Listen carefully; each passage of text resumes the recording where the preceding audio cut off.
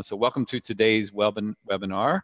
My name is Ray Cairns. I am the Director of Consulting for Fuse Universal.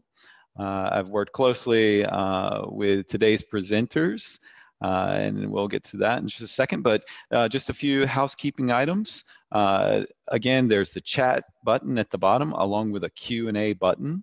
If you will post any questions that you have during the webinar there, I will be monitoring those throughout, and we'll take your questions from there. So without further ado, I'd like to intro Alliance Residential. Alliance Residential is one of the largest private property rental companies in the US. They focus on investments, property management, and asset management. Alliance has been a Fuse Universal client since the end of 2018, and they have quickly realized success with the platform that they're here to share today. So I'd like to introduce our presenters. Topher Olson, he's the Senior Director of Learning and Development, and Carmen Sablaski, who's a Senior Instructional Designer. So Topher, take it away. Awesome. Good morning, everyone. So excited to be here. And thank you, Ray, for that introduction. So yeah, we're going to just go ahead and dive in. And yeah, please do feel free to use the chat feature as we go. I love to answer questions, and I do get really excited and talk pretty fast. So that might help slow me down just a little bit. So again, good morning, good evening, and welcome to everybody. So we're going to go ahead and dive in here. And so what we're going to talk about is the lessons that we've learned to help pave the way to a great rollout. And I would say we really actually launched our platform in June to the masses. So we are still kind of in the middle of the rollout. And so some of these things we are still learning as we go, and are happy to share some of our triumphs, but also some of our pitfalls. So here's some of the things we're going to talk about today. We're going to look a little bit about the challenge of learning at Alliance, some of the things that we were facing organizationally to really help set the stage and really color the context for what we're going to be talking about. We're also going to be talking about how we found the solution, how we derived at coming to Fuse as our ultimate solution. And then we're going to spend most of our time talking about our implementation strategy. Again, the things that we've learned, some of the things that we've tried, some with success, some with not success. And so hopefully you guys can learn from where we were. And then again, talking about our rollout process and all of the lessons that we learned along the way. Hopefully that sounds like a great agenda. And again, please feel free to ask questions as we move through. So our challenge at Alliance is we just basically had a lot of desperate kind of places to gather information. A little bit about who we are. As Ray said, we basically operate in the multifamily space. So we operate and manage over 450 apartment communities all across the United States. And each apartment community, just to kind of give you an idea, has roughly about 8 to 12 associates, half of which would be what we call our sales staff, or our inside staff. That would be like the manager of the community and the leasing agents, etc. And then the other half of our associates work on what we call the outside. They're our maintenance. You know, they are in the apartment homes, fixing the appliances, taking care of the sidewalks, the swimming pools, all of the amenities, etc. So our workforce is about 3,600 associates strong. And again, each of these different communities are not necessarily geographically next to each other. So again, they're very spread out. And so part of the challenge is how do you really disseminate information to a workforce that is so spread out across the country and through different geographies? And so we had, in place some various things. So for example, we actually had an intranet. So Learn at Alliance was our intranet. However, I don't know about you, but I've talked to other folks in my particular position across different agencies. And a lot of the intranets have very outdated information because, like, our departments keep putting information in, just cramming information in, but never taking them out. And as a result, when you go to try to find something, it's not always the most relevant, current, or applicable. I'm just curious if anybody has those problems. Please feel free to share in the chat. But that was definitely something that was really frustrating to our associates. They could never find exactly what they were looking for when they needed. So this solution was just really not serving our associates very well at all. Next is that we also had just too many systems and they weren't sure where to find things. So we had this intranet solution, and then we had our learning management solution. Then we have, of course, have email. And so our associates are just like, where do I go for what? So that was also an incredibly big challenge for us. Next is training was basically thought about something as something to get through. It was almost like used as punishment. Hey, you're not performing well, you need to take training. Or basically, the compliance would come out once a year and we would go and log in and we'd take our compliance training. So training wasn't something that was necessarily exciting. It was just something that we just had to get through. And what we are trying to do at Alliance is really build a culture of learning. Well, in order to learn something, you really want to have people engaged with the content and really want to learn. So that was also another big challenge for us. And then, of course, I don't know about you, but the email flooding of the inbox is always a challenge. And we were just constantly peppering our associates with these emails about our new rollouts, our initiatives, this tip sheet, this help fact, or whatever. And so, again, just the inundation of all of that email really became a challenge for our associates.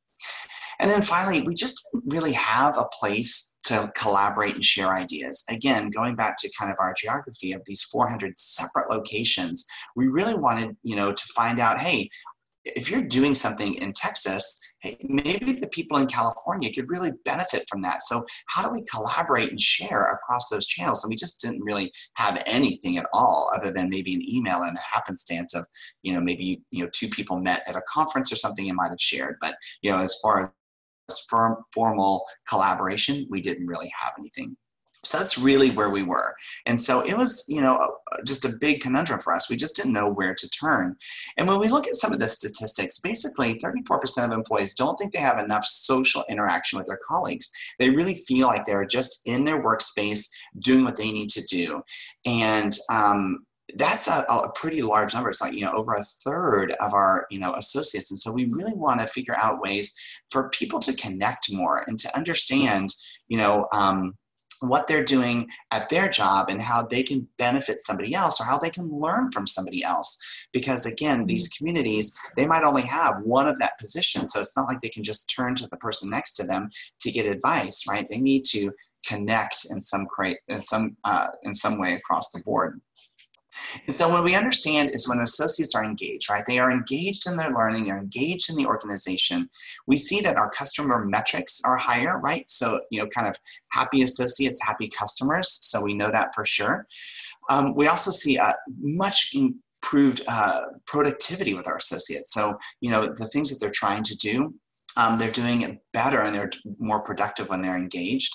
Our sales scores, this is something that we're trying to go after. We want to improve our sales,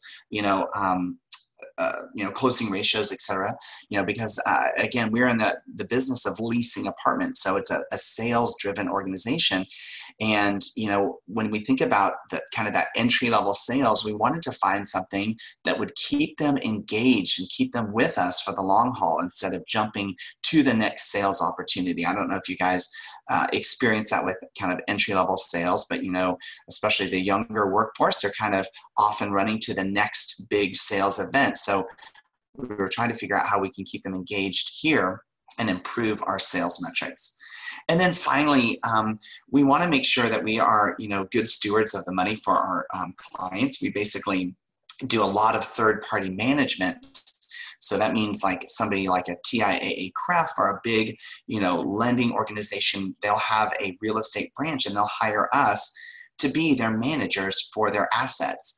Well, we want to make sure that we are turning a profit, right? We are in business after all. So that's incredibly important. And so when our associates are engaged, we can see higher profitability. So these are just some stats I'm sharing with you. Probably many of you know these, but they're things that we were trying to put in the forefront of our mind of, putting in place a solution that would increase engagement with our associates so that we could yield these results. I'm not saying that we're at these places yet, but that's what we were trying to go after. Any questions so far in the chat or anything before we move on?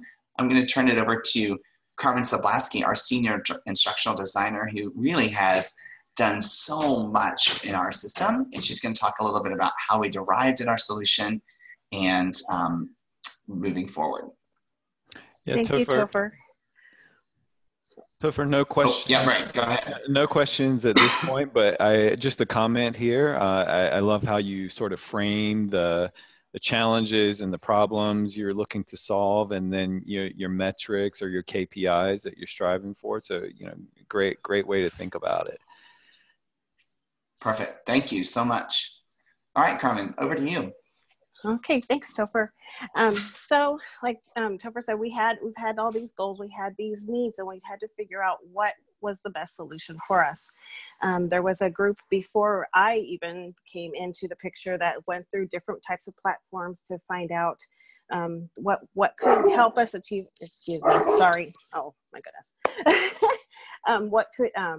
what we could achieve with bringing the social in, the training, the communications, all of that policy all together in one place to make it an easy, most up-to-date and current solution for our associates. And we came up with Fuse was the best solution for us.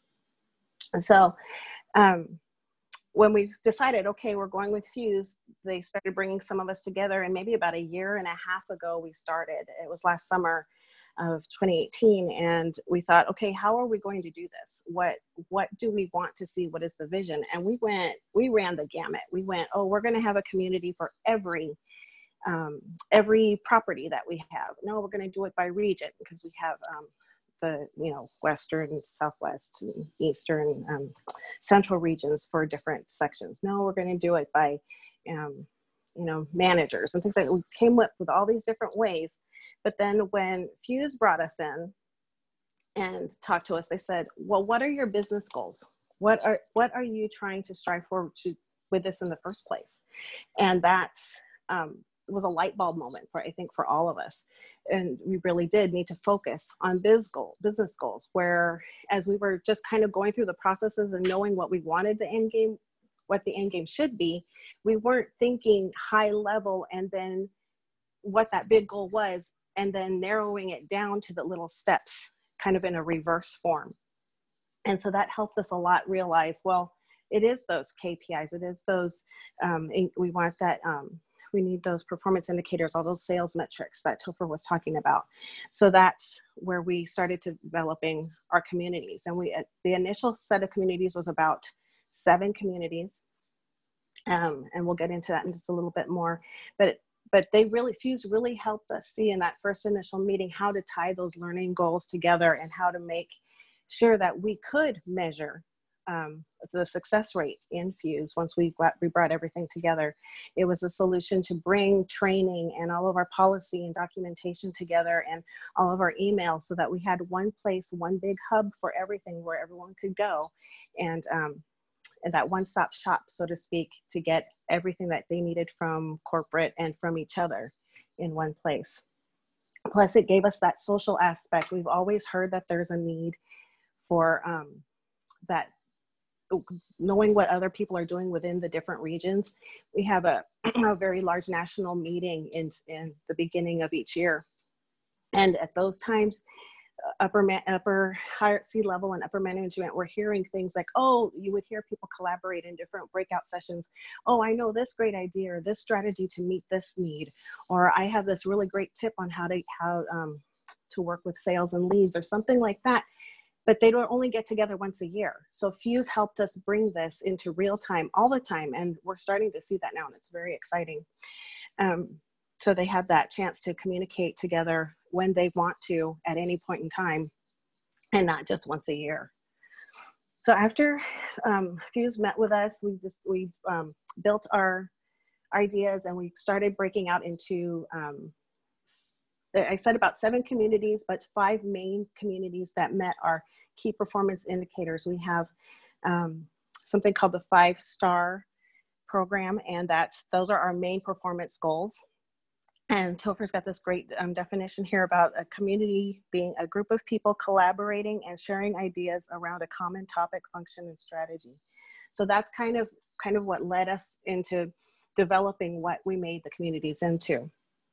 Our first 5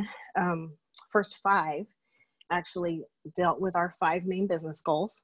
So you can see here, this is our main landing page when you come in, and right at the very top, you can see that we have the investment results, sales, service, customer experience, and compliance. So everyone doesn't necessarily get fed into these communities. It depends on their job role. For example, investment results is going to be upper management, regional managers, VPs, somebody that really needs to get those business drivers and get that, the business investment result type of information. Sales is going to be our sales associates and anyone related to the sales side of our company.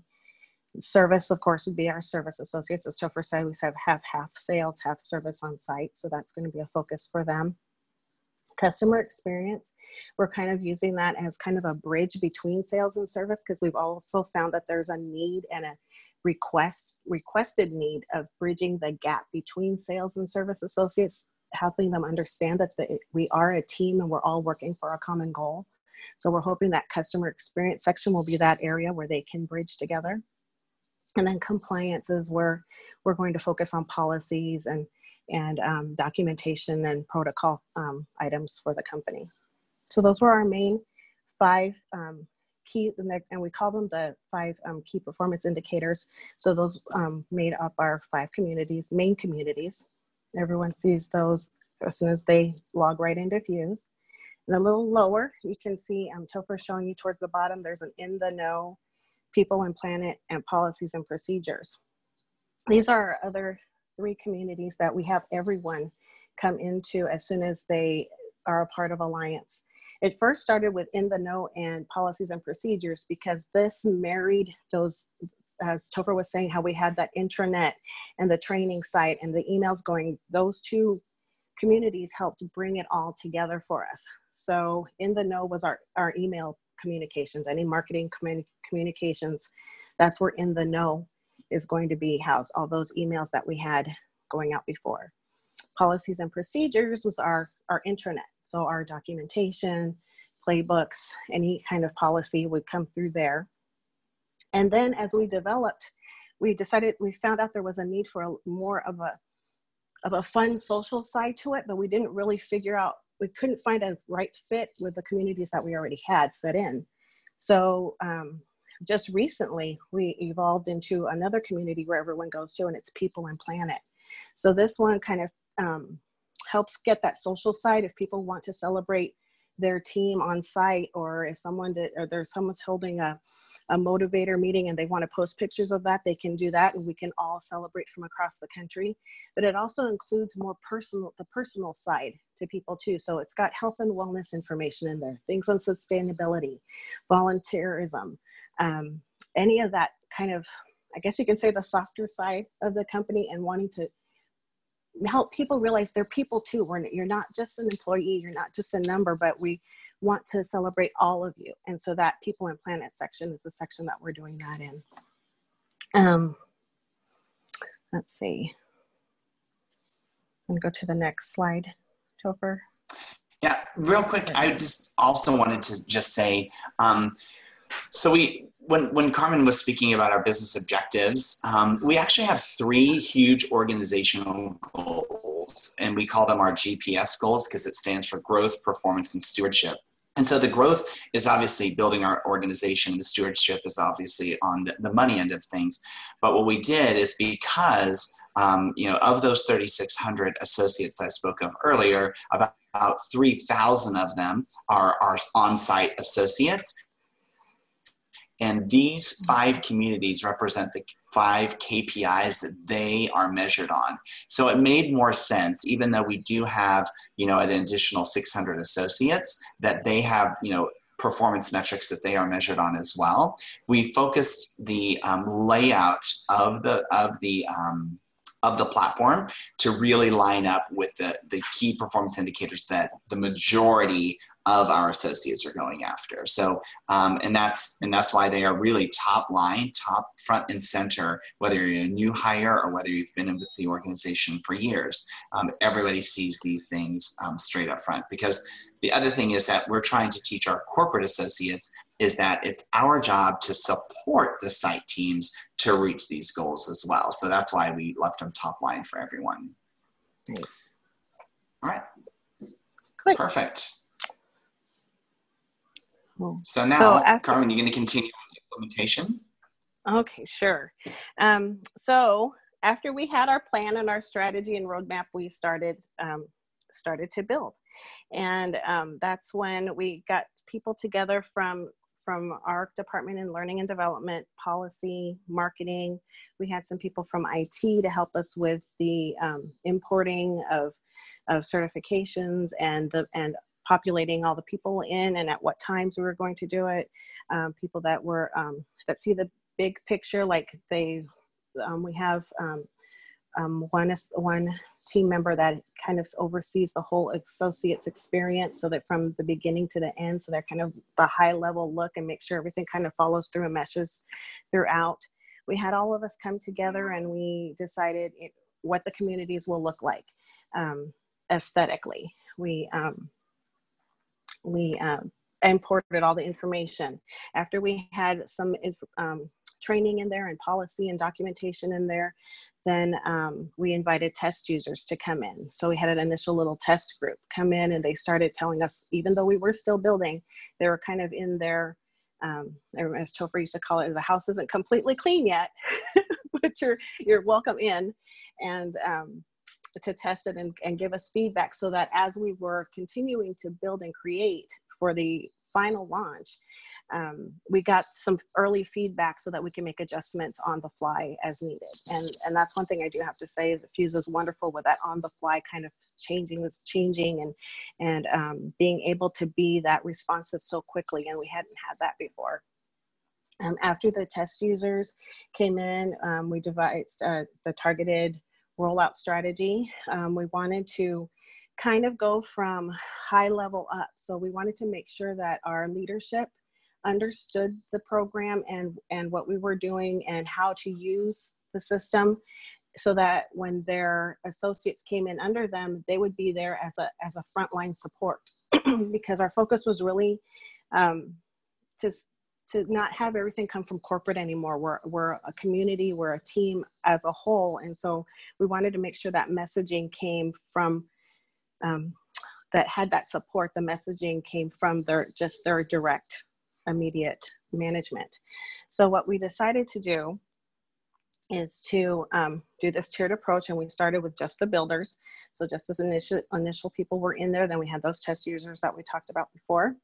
And then after that, we allowed corporate in. And corporate, as Topher mentioned, we're trying to really get a focus that corporate is supportive and works in tandem and as a team with the on-site. We're really trying to build that type of relationship and rapport with them. So we put corporate in so that they could be that support for on-site once they were in there. After corporate came in, then we had our leadership come in. So regional managers, VPs came in at that time, and they got familiar with it. They started taking their training in it as new hires.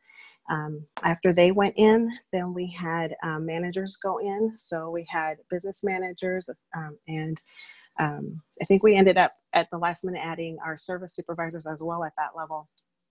And then after they came in, everyone came in for that full final rollout.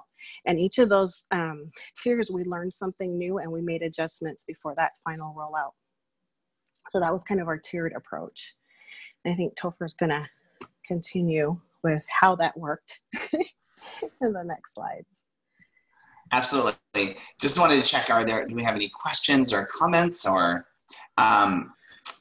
as those might come in, I would say that this idea of putting people in gradually was helpful, because that way we were able to also make sure that data was feeding correctly, right? We're integrating with our HRIS system, so that is incredibly important. So we wanted to make sure that those things were lined up correctly. Also, we learned a lot from our former LMS, who will remain unnamed at the time. So we learned a lot because there was some things, like Carmen mentioned, that flexibility that Fuse has to be able to be a much more agile in the approach. Our former LMS did not have that capability. And so because of that, we actually figured out ways in Fuse to have many more user profile fields. So we didn't have that before. And so this allows us then to assign things by different audiences, or to see things by different regions or properties, etc. So that was something else that we learned, and we were able to see that through this tiered approach. Hi, Topher. I love you guys' reference to building, and it's related to your industry, right? So I love that kind of throughout, and I think that helps to connect with the employees, which are ultimately your end users there. But I do have a question here. Do you find that you now have a better seat or a bigger seat at the table, or a better connection with your business as a result of the implementation of Fuse, or is that always been in place and you're just sort of enhancing that through the platform at this point? That is a great question. I have to say that I am actually very fortunate that I've had a seat at the table for since I've been in this position for the past 5.5 years. And so our organization does truly value the training role. But they want to build it, and now what's great is I've been at the table, but I feel like I've been a little bit at the kids' table. But now I'm moving to the adult table, and so now, because of that, we are starting to figure out ways to find and define what that ROI is on training. So I think that's the next big step, right? Is that I think training as a function in an organization for many, many years has been something that kind of worked as in a silo, right? People came to us, they need training, we push it out. Or we decide as a training organization, hey, everyone has to have this particular training. Well, we're taking this, actually opened us up to a new philosophy. And so what we're saying now is, let's say, for example, we have a community that is performing incredibly well, right? They are a 5-star community, and their associates, their closing ratios are through the roof. I have to ask the question, do I need them to take training, right? Is training going to yield a higher result when they're already giving us a pretty high result? Whereas if I have a community that is not performing so well and that is underperforming on individual metrics, that might be what we're saying now is a leading KPI. I might then look at the training that they've taken to see if we can maybe suggest more intense training in certain particular areas to improve performance. So I think that's the biggest shift for us, is training now has to relate to performance. If you're underperforming, we get the training and then we follow up with it to make sure that the performance improves. And so that is what I want to suggest to all L&D, people, is that we have to tie what we're training to those business metrics, and we have to hold ourselves accountable. So, Ray, to answer your question, I am at the seat, but I now have to show my worthiness to have that seat, right? But I need to provide these metrics to them. Perfect. We did have another question that has come in. How did you collect feedback through each tier, and what were some examples of changes that resulted from the feedback? That's a great question. So Carmen, do you want to answer that? Oh, either way. I was like, go ahead. Okay, so we actually did some surveys for these particular user groups. And so we held, we gave them surveys and they gave us feedback. And I think some of the things that we made were some aesthetic things, because people were having trouble finding things. And so, for example, I don't know if you saw on one of our previous slides, there was a box that said how to. That's actually a GIF that has how to fuse sliding in. And so when I took the screen capture, it didn't have the word fuse in there. So what we did is we actually created a series of videos that we called them how to fuse videos. And that way people had a better understanding of what to do once they got into the system. So that was a big learning for us as well. Carmen, can you think of some other things that we did? Yeah, we also had some in the training aspect as far as the learning plans and how we created them too. I did a huge scrub in our old LMS of what was current and what wasn't current. So a lot of the stuff that people were taking didn't get moved into Fuse.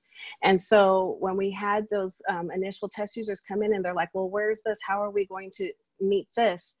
They gave us feedback on new ways to do something, or provided us content with something, or suggested that we add other pieces that we did move over and put them into the learning plan. So not only did the aesthetics change, we actually, what we're asking them to do as a new hire or as elective training has changed a little bit because of the feedback that our performance managers offered in that test user group.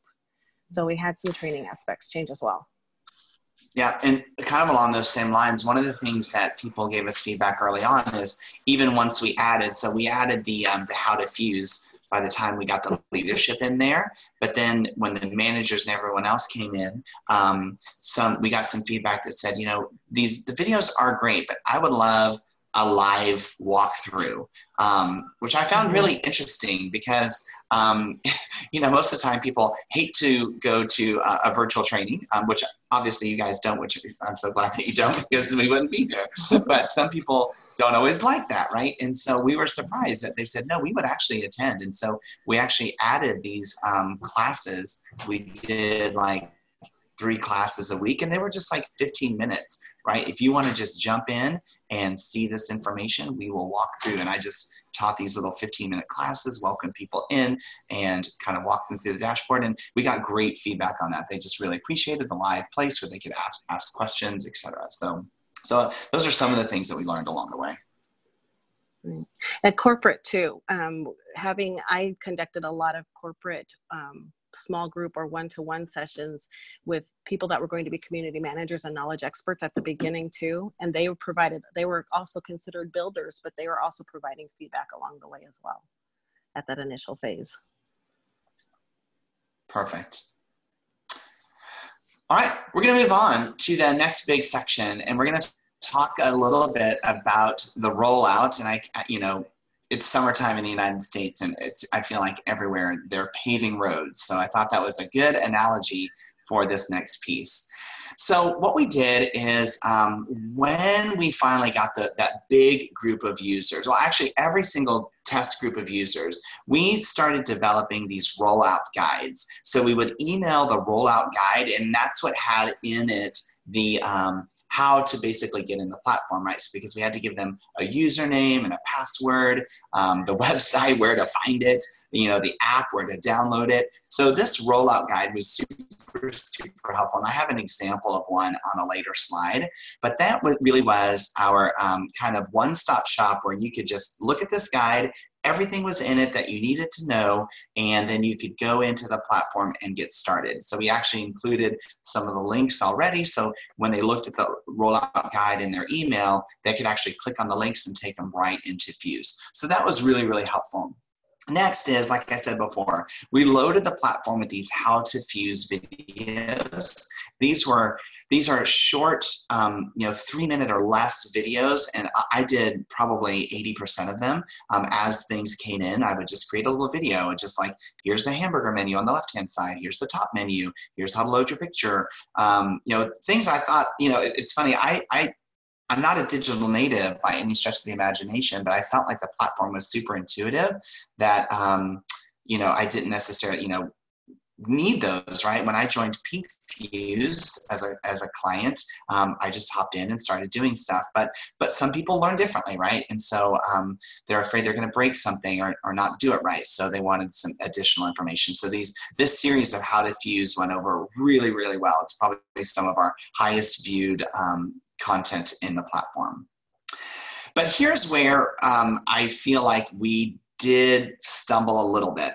We didn't always give each population a very specific task to do once in the system, like perhaps take a particular training, or maybe, here's some information that we would like you to read and acknowledge, or just something specific that they had, that we would then be able to measure the effectiveness of of the engagement right away.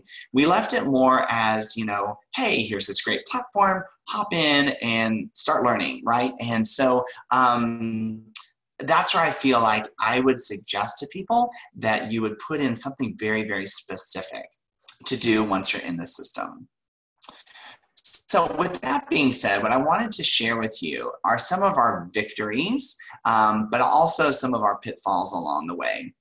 And so as you saw from that tiered approach, well, let me just I'll preface these and then we'll kind of move into them more specifically. So I'm going to talk to you about our intern program that happened to take place this summer, and we made the decision to actually put our interns into Fuse. Even though the population that they would be serving wasn't in the system yet, we thought, you know what, let's try a little experiment, and I'm going to show you the results of that.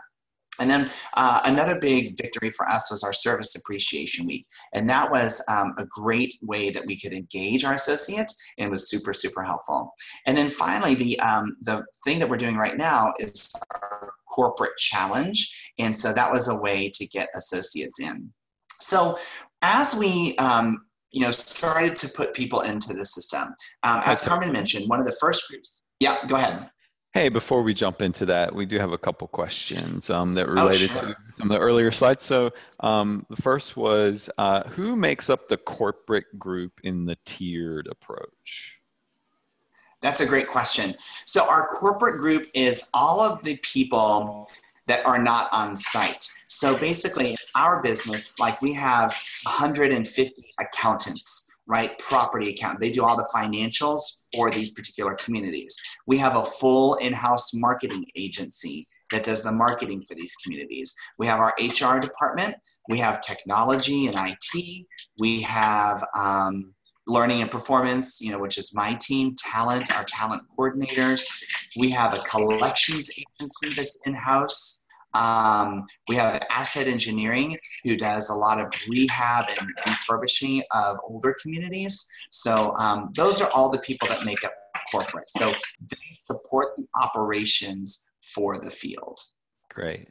And the second part of the question is regarding community. So how did you identify and onboard your community managers for the communities, and how far do you go out with the engagement plan? 1 month, 3 months or so, to make sure content stays relevant and has members return?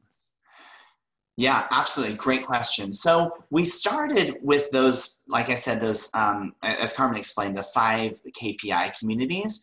And so it really kind of lined up nice with, I have basically a team of 5 trainers. So I've got a sales trainer, I've got somebody that does leadership, and I've got an onboarding trainer, a service trainer, and then a financial trainer. So basically, they started as my core of our community managers. And so each one of them has 1 or 2 communities that they oversee. Then we realized that we needed to have a couple of more. So for example, the In the Know community, which is our communications channel, that's run by our marketing department, because they are the ones that do all of our internal and external communications. So it felt natural that that would fall to them. Our policies and procedures. So the gal that we have on our team that does all of our policies and procedures, she is the community manager for that team.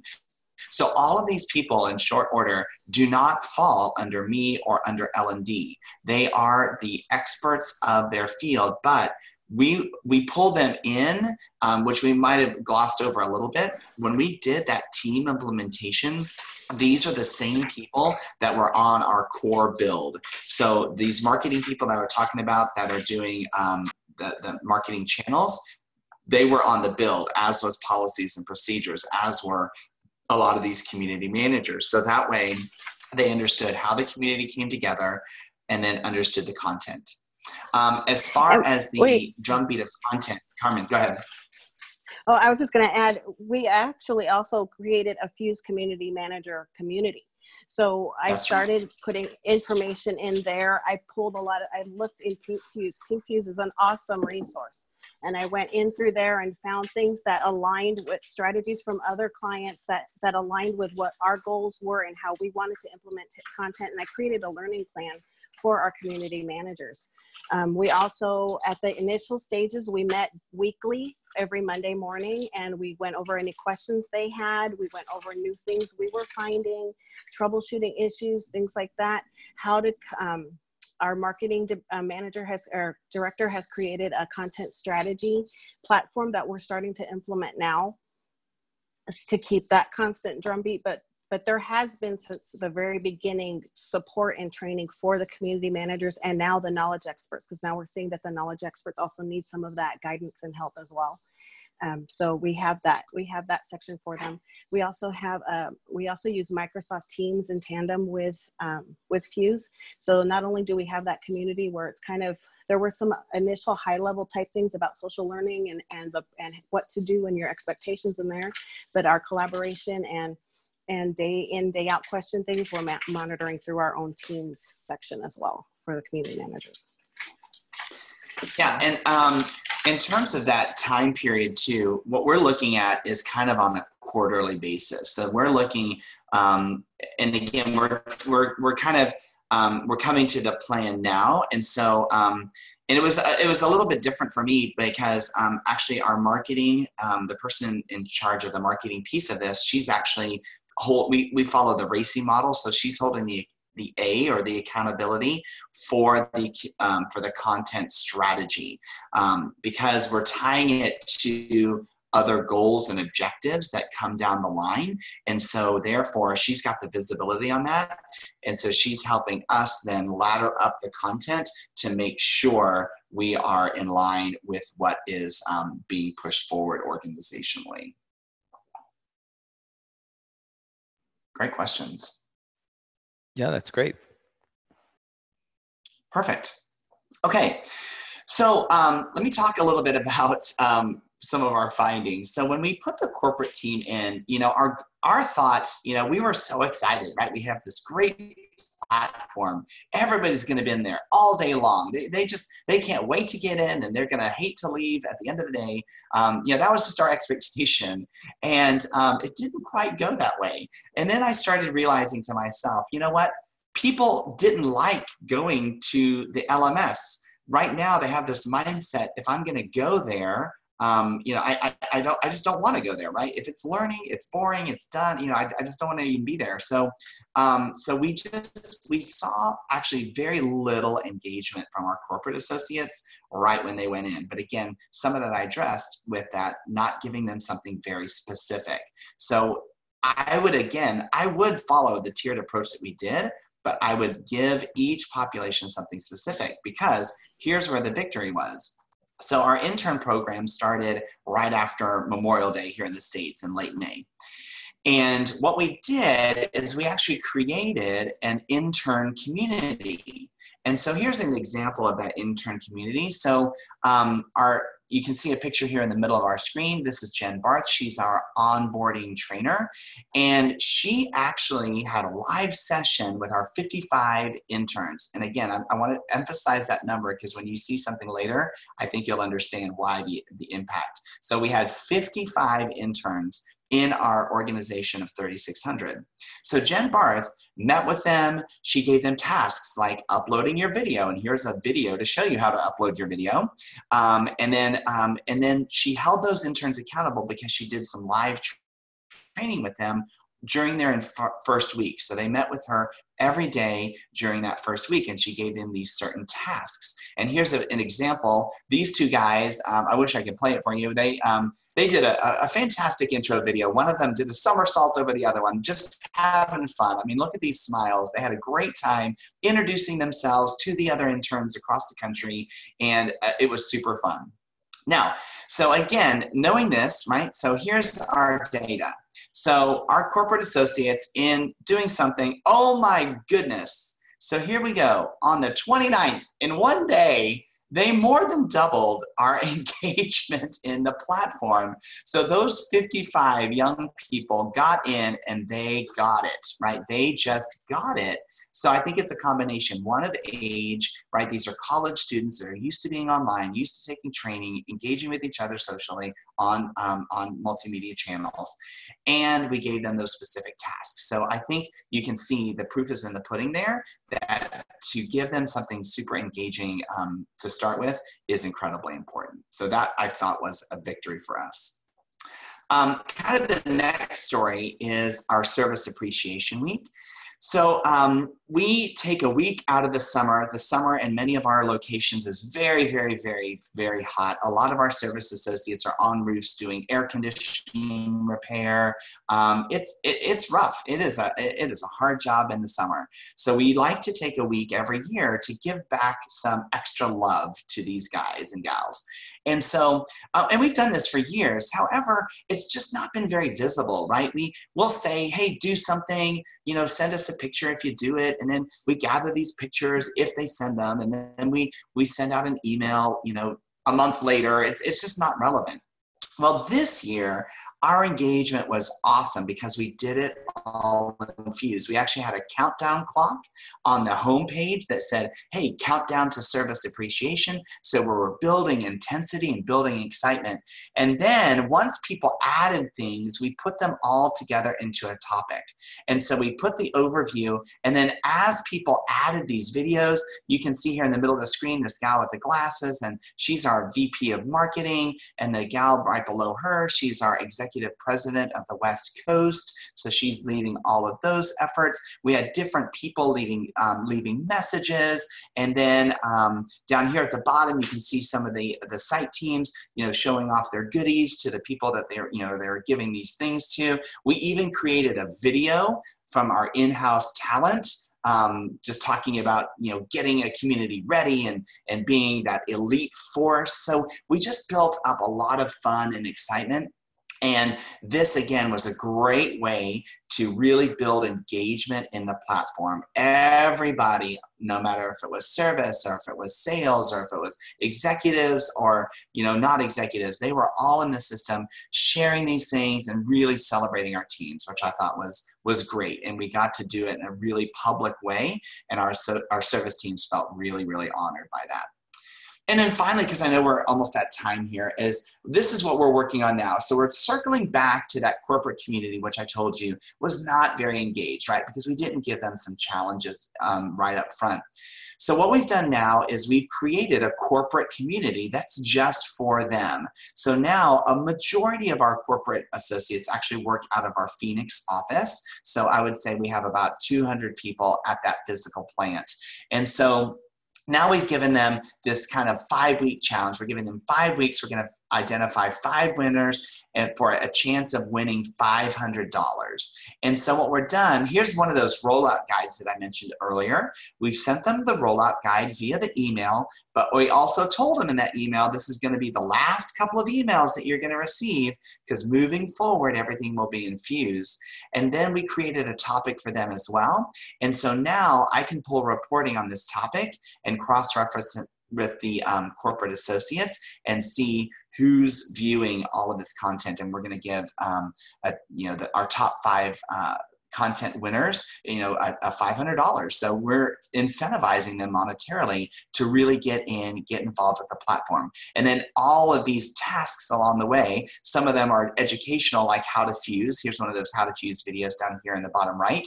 But then some of them are also information that we want them to start thinking about so that they can engage more socially across the channel with our operations team. Because I don't know about you guys, but it's always a challenge kind of bridging operations with corporate support, right? A lot of our operators feel like, oh, they have no idea what we do, what we go through, or what we need. They just tell us what to do.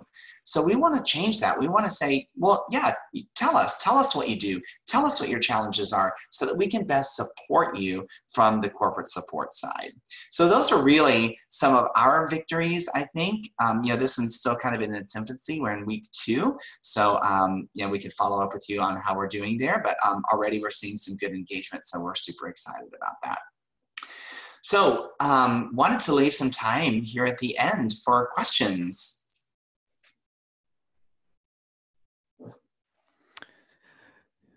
Yeah, thanks, Topher.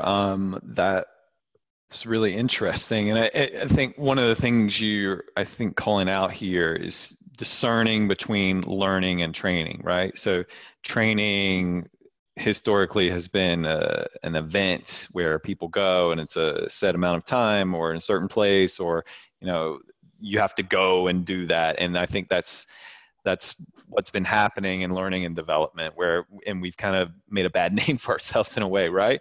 Whereas learning, right, that opportunity for us to come together. We learn every day in our lives. We're carrying around phones in our pocket that help us to learn things. So I think it's kind of blurring those lines between what we do in our day-to-day lives and what we're doing at work.